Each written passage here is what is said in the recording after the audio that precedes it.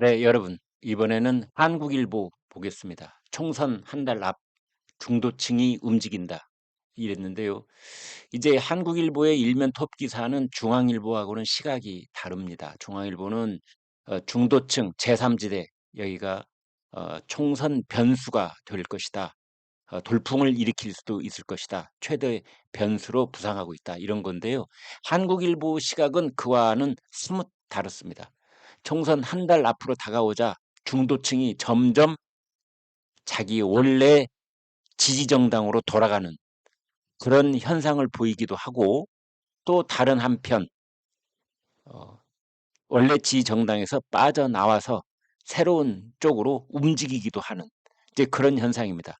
전체적으로는 스스로를 중도층, 부동층 뭐 이렇게 불러왔던 무당층 이런 사람들이 이 그룹이 점점 다운사이즈 되고 있다. 숫자가 적어지고 있다. 그래서 여당이든 야당이든 어느 한쪽으로 드디어 자기의 마음을 굳혀가는 그런 상황이 아니냐, 이제 이렇게 보는 겁니다. 지지 정당이 없다라고 했던, 나는 부동층이야, 나는 무당층이야, 뭐 이런 사람들이 42%였는데 그것이 최근 28%까지 줄어들었다는 겁니다. 그래서 무려 14%포인트가 줄어들었습니다.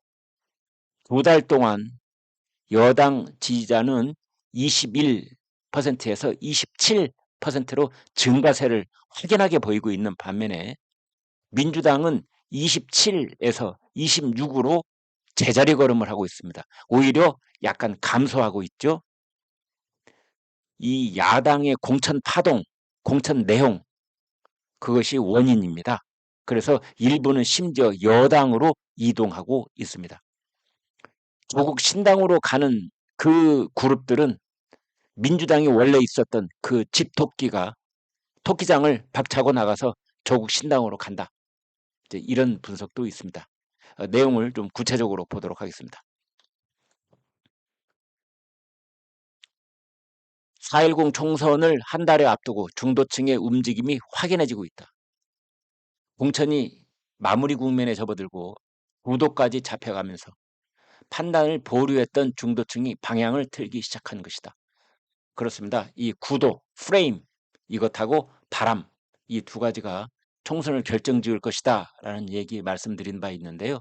이제 구도가, 프레임이 전차 이제 거의 뭐 결정이 됐죠. 이제 더 이상 이합 집산이 있을 것으로는 이제 당분간 보기 힘든데, 모르죠. 뭐 선거 전날도 또 누구를 지지선을 하면서 갑자기 자기의 정치 세력하고 다른 쪽 정치 세력하고 손을 맞잡는 그런 일이 벌어지지 말란 법은 없지만, 현재로서는 아무튼 구도가 이제 에, 잡혔다 이렇게 볼 수 있는데요. 그러면서 중도층이, 그 기동층이 서서히 방향을 틀고 있다. 중도층이 꿈틀거린 지난 한 달간 더불어민주당 공천 내홍이 선거판을 덮었다. 일단 국민의힘 지지율에 힘이 실리는 양상이지만 표심을 정하지 않은 중도층이 적지 않다. 이제 이것은 지난 한 달 동안 비명 행사, 지난 한 달 동안 우리 정치판을 뒤덮었던 네 글자는 비명 행사였습니다. 그게 선거판을 덮어버렸죠. 그래서 이제 국민의힘 지지율에 힘이 실렸지만, 그러나 아직 안심 못한다. 중도층이 적지 않다. 이제 여기에 민주당 성향의 조국 혁신당 창당도 중도층 선택을 재촉하고 있다. 어서 빨리 어느 토끼장이든 들어가야 된다. 더 이상 이제 제3지대 또는 뭐 들판에서 망설일 여유가 없다. 이제 선거가 코앞이다. 그래서 민주당이든 조국당이든 아니면 방향을 크게 전환해서 국민의힘 쪽으로 가는 그런 선택도 가능하다. 그래서 이런 중도층을 공략하기 위한 거대 양당의 치열한 수싸움이 본격적으로 전개될 전망이다. 다음 주 초부터 이제 그런 내용들이 나오겠지요. 선거대책위원회가 꾸려지고 선거대책위원장이 이제 임명이 되고 선거대책위원회가 또 구성이 되고 하면은 이제 그러한 내용들이 본격적으로 드러날 전망이다. 이렇게 볼 수 있겠습니다. 17일 발표된 3월 2주차 전국 지표조사 NBS 4개 여론조사 기관이 합동으로 하는 조사가 있습니다. 그게 NBS 여론조사인데요. 이념 성향이 중도인 응답자 중 지지 정당이 없다고 답한 비율은 28%였다.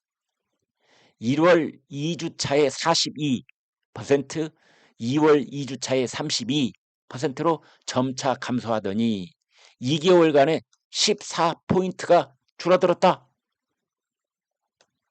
반면에 같은 기간에 중도층에서 국민의힘을 지지한다고 답한 비율은 중도층 안에서입니다.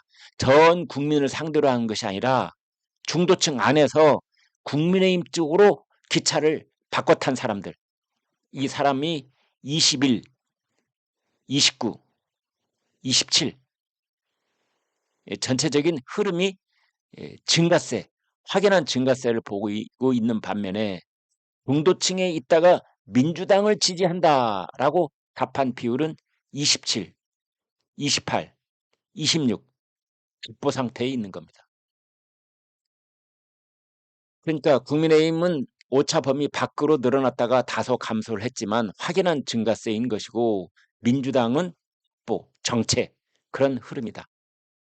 그 다음에 전체 정당 지지율 1월 2주차 민주당 33, 국민의힘 30이었던 것이 3월 2주차로 들어오면은 민주당 29, 국민의힘 37, 무려 8%포인트 차이, 오차 범위를 훌쩍 넘어서는 그러한 격차로 국민의힘이 치고 나가고 있다. 골든 크로스가 지나가고 있는 것이다. 이제 이건 역시 이런 중도 부동층 일부의 국민의힘 지지와 무관치 않다. 중도층에 있었던 그 부동층이 대거 국민의힘으로 이동하고 있다. 그래서 지난 2달 동안 민주당과 국민의힘의 지지율에서 골든 크로스가 있었던 것이고 원래는 2달 전에 민주당이 이 전국 지표조사 NBS 조사에서 앞서 있었는데 국민의힘보다 지금 이번 3월 둘째 주 국민의힘이 오차 범위를 넘어서는 8%포인트 차이로 민주당을 제끼고 있는 것이다. 자, 그러면 이런 사태가 왜 벌어졌을까? 민주당은 지난달 6일, 2월 6일 말이죠. 이명백 공천관리위원장이 윤석열 정권 탄생의 원인을 제공한 분들은 책임 있는 자세를 보여달라 라면서 본격적인 공천 갈등을 일으키기 시작했습니다. 이제 그래가지고 임종석하고 추미애하고 또 막 설전을 벌이기도 하고 그랬었지요.